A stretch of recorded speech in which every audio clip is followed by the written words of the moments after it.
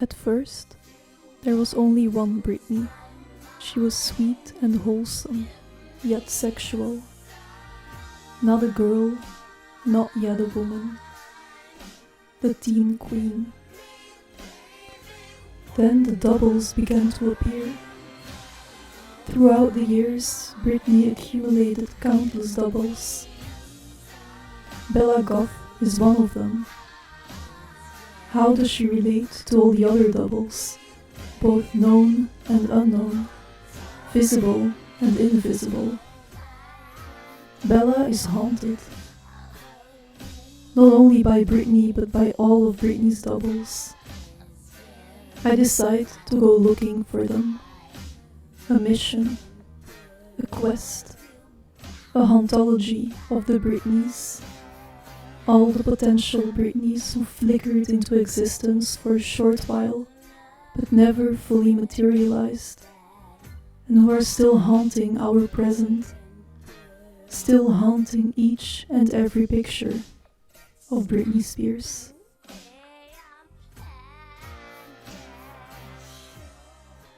It started in a music video for Lucky.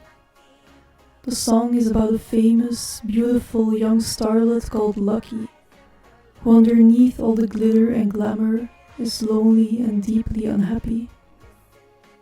Britney plays both the unhappy starlet, done up in classic Hollywood style, and a more casually dressed, down-to-earth version of herself, who hangs around in the background, observing the star but remaining invisible, obviously feeling sorry for her, but ultimately unable to help. This is the first in a long row of doublings and splittings. It's in this video that Britney's now famous belly button piercing makes its debut.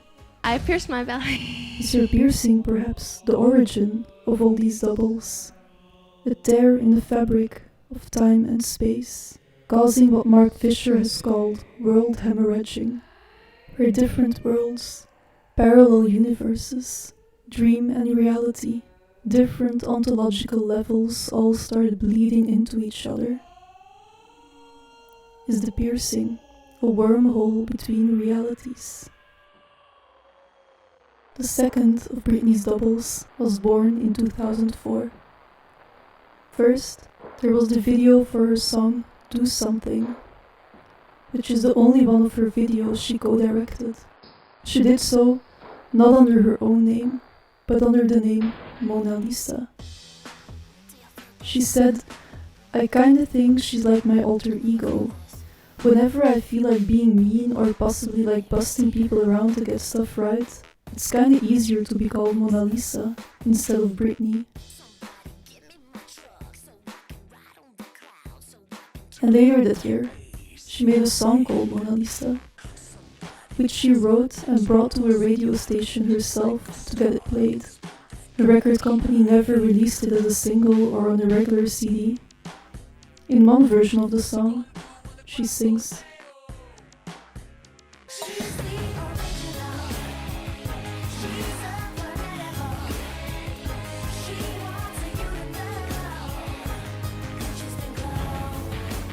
the song launched 1,000 conspiracy theories, all suggesting that this was the original Britney trying to warn us that she had, in fact, been cloned. The real conspiracy, however, might just be the fact that a grown woman was not allowed any control over her life and creative career, because she was too valuable. There were always more dollars to be squeezed out of her. Perhaps Britney's clones and doubles are simply some kind of residue from this process of squeezing and pressing, the part of her that they couldn't get to, the part that wouldn't listen, wouldn't fall in line, the part that went underground and now, from time to time, resurfaces in the cracks of the narrative, the cracks in an image. After Mona Lisa had been unleashed, Britney's doubles started to proliferate. There was Pink Wig Britney, or Whitney, who roamed the freeways, gas stations, and late-night pharmacies of Los Angeles in 2007 and early 2008, Whitney would speak in a British accent and act differently from Britney. You're making fun of me. Oh, my top's like come off, and that's not a good thing. From Okay, so put that down there. I thought you had that too. Just right. You're still seeing that in Britney?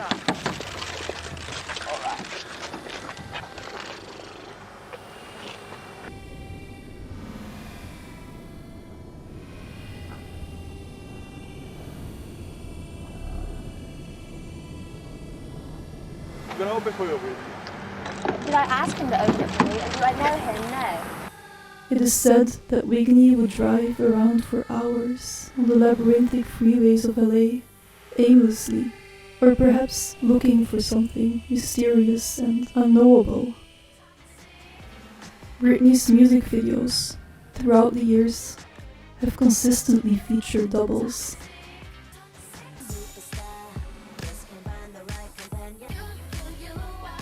In some post-Mona Lisa videos, Britney is explicitly fighting her double, or, in one case, clone. Break the Ice has an anime video where Britney is fighting an evil corporation who have apparently cloned her, and ends up destroying the tank where they keep her clone. Possibly the creepiest video is the one for Hold It Against Me.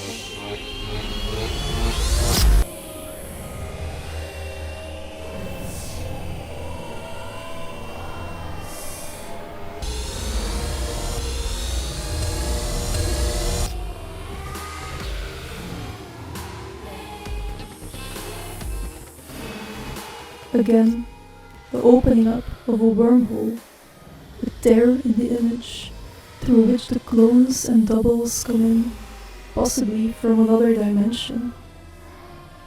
This tear used to be situated in Britney's belly button piercing.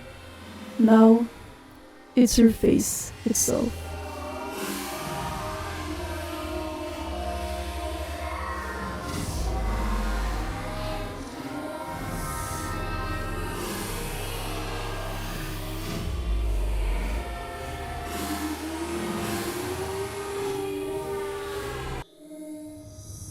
But where and when do all these Britneys coincide? Where and when does Britney's dark, insubordinate, rebellious, mutinous double come to the surface, reveal herself in one glorious and blinding flash of transcendence? This is the place-time I go looking for now, hoping that in doing so, something will reveal itself to me, some trace, some residue of psychic energy. 16 February 2007. 7 p.m. Tarzana, California was getting dark. It was that sinister time the French call entre chien et loup, when the world turns onto its wilder side. Esther's haircutting studio had shut for the night. That didn't stop Britney Spears. She strode up to the door and demanded admission. Britney entered, trailing mucky black locks, and behind them a couple of tall bodyguards. She was on a mission. She grabbed the shears and started shaving her head. As she did so, a crowd gathered outside to watch. When she was halfway through, like a monk with a mullet, she turned to her audience and beamed a sustained smile. Britney and her double finally came together in this moment of brilliance, where she attacked her own beauty, which had become the symbol of her oppression. She found the tear in the image and cut it open, destroyed it, at least for a short while. Through the hole she created, the doubles came pouring in. So have her doubles been haunting this place ever since? I decide to go and find out. The place is tiny and unremarkable, even in this bland landscape defined by garages, strip malls, generic coffee bars, fast food outlets. The sign is faded and looks like it has been for a long time. At first I wonder why a star would come here. Then I realize this is exactly the kind of place a star would go.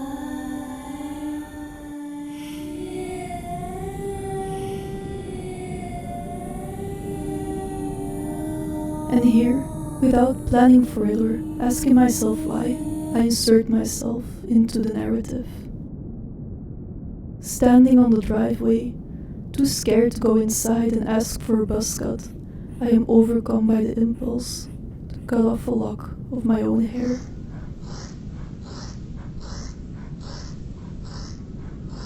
The moment is, if anything, awkward and anticlimactic. It doesn't reveal anything. It doesn't symbolize anything. Tarzana is situated in the San Fernando Valley in Los Angeles, or simply the Valley, a sprawling suburban landscape. Huge roads lined by strip malls, shopping plazas, one after the other. Everything's jumbo-sized and it's extremely hot here.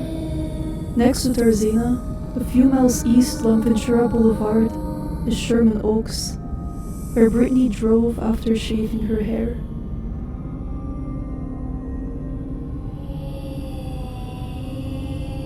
She got a cross tattooed on her hip, and a pair of pink lips on her inner wrist.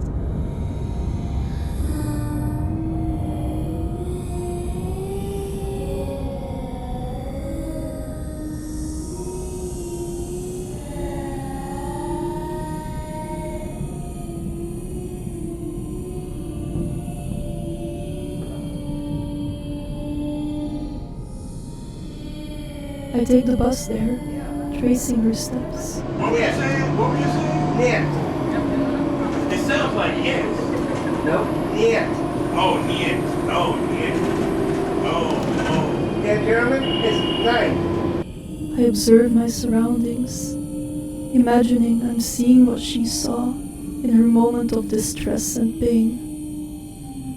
I'm trying to feel her energy, to channel the traces she must have left behind that must have melted into the hot asphalt and are perhaps released by the friction caused by rubber tires every time a person inside a vehicle is thinking of Britney Spears.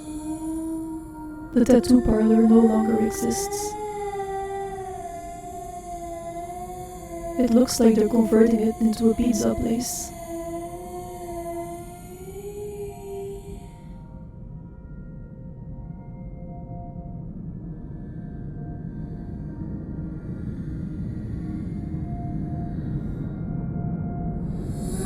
After this, the day sort of drifts away from me. It's extremely hot, so I go for iced coffee in a strip mall and a mediocre vegetarian burger in a fast food place, channeling Britney's well-known love for fast food. And I wonder if today I was trying to become Britney's double myself, or perhaps her shadow, following her with a 12-year delay.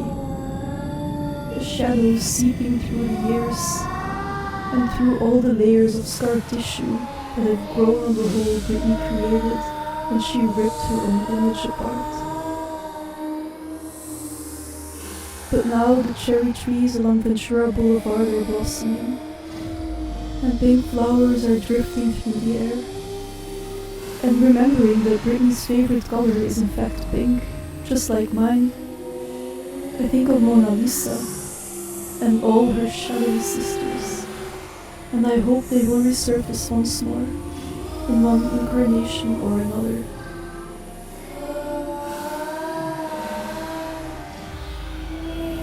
Through Bela Goth, I will try to evoke him. I will read the signs, try to interpret the stars.